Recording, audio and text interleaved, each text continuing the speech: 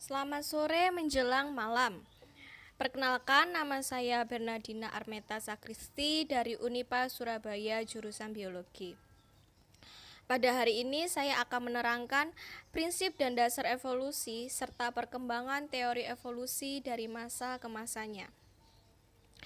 Yang pertama, apa itu evolusi?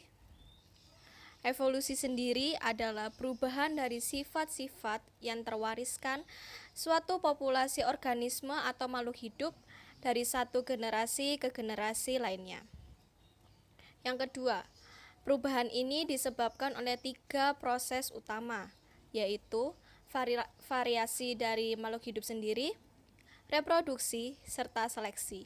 Biasanya ini adalah seleksi alam. Selanjutnya, apa macam-macam evolusi?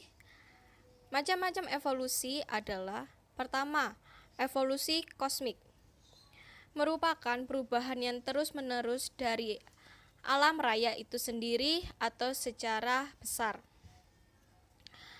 Yang kedua, evolusi organik. Evolusi ini adalah perubahan yang terjadi pada makhluk hidup dari generasi ke generasi, baik secara morfologis maupun fisiologis. Biasanya disebut dengan evolusi biologis. Yang ketiga, evolusi biologi, yaitu perubahan berangsur-angsur yang terjadi pada makhluk hidup di bumi sesuai dengan perubahan zamannya. Selanjutnya, evolusi anorganik. Biasanya ini terdiri dari planet, bintang, topografi, susunan kimia dari bumi, elemen kimia, dan partikel atom yang berubah-ubah. Biasanya ini juga disebut evolusi anorganik. Selanjutnya saya akan membahas pengertian evolusi menurut para ahli. Yang pertama ada Plato. Plato berteori tentang dikatakan evolusi akan mengubah dunia yang organismenya atau makhluk hidup yang sudah ideal dan beradaptasi sempurna dengan lingkungan. Yang kedua, Aristoteles.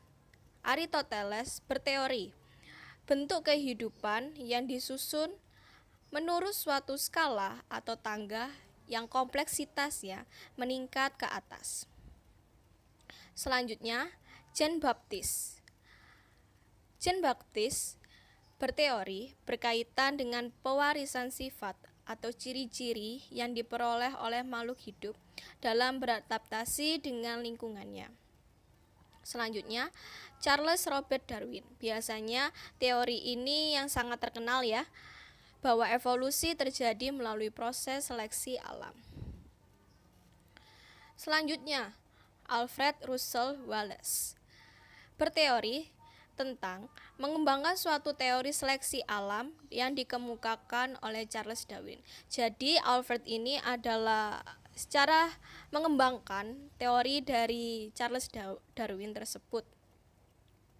Selanjutnya, August Weismann berteori perubahan sel-sel tubuh akibat pengaruh lingkungan yang tidak diwariskan pada keturunannya. Saya akan menjelaskan tentang prinsip evolusi.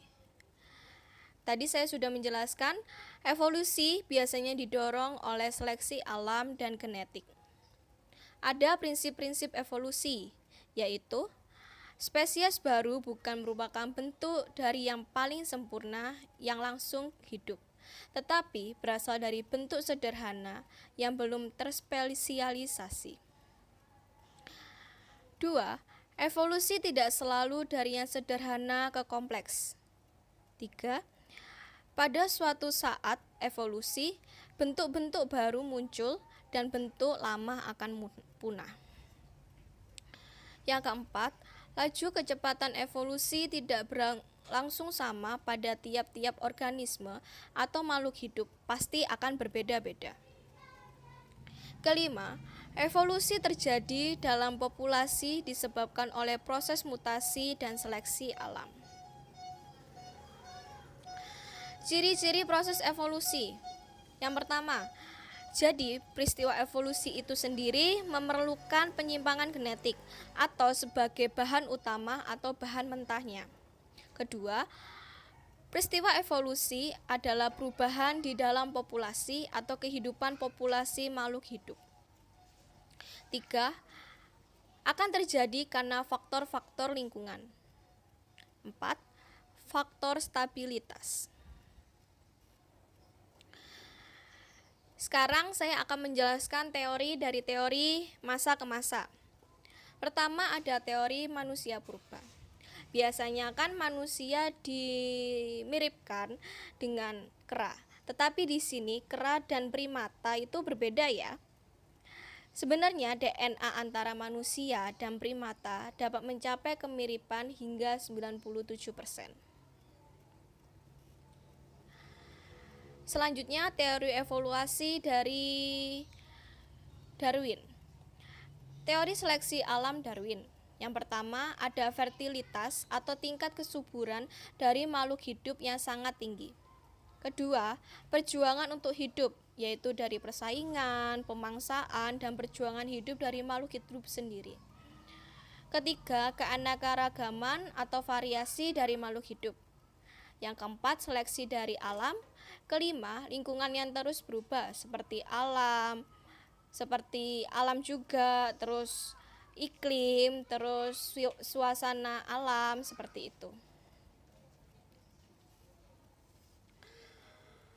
Pokok-pokok pikiran teori Darwin, yaitu spesies yang hidup sekarang berasal dari spesies-spesies yang hidup di masa lampau. Yang kedua, evolusi terjadi karena adanya seleksi alam yang tadi saya jelaskan. Selanjutnya saya akan menjelaskan teori evolusi setelah teori Darwin itu muncul. Proses evolusi oleh seleksi alam neo-darwinian terjadi karena adanya pertama, perubahan frekuensi gen dari satu generasi ke generasi berikutnya. Kedua, produk varian baru melalui materi genetik yang diturunkan, yaitu dari DNA dan RNA dari makhluk hidup. Selanjutnya, kompetisi antara makhluk hidup atau individu secara bersaing kan. Yang selanjutnya, generasi berikutnya mewarisi kombinasi gen yang sukses dari individu yang fertil atau yang beruntung yang masih dapat bertahan hidup dari kompetisi. Sekian penjelasan saya tentang proses evolusi dan prinsipnya serta teori dari masa ke masa. Bila ada salah-salah kata, saya minta maaf. Terima kasih dan selamat sore menjelang malam. Bye-bye.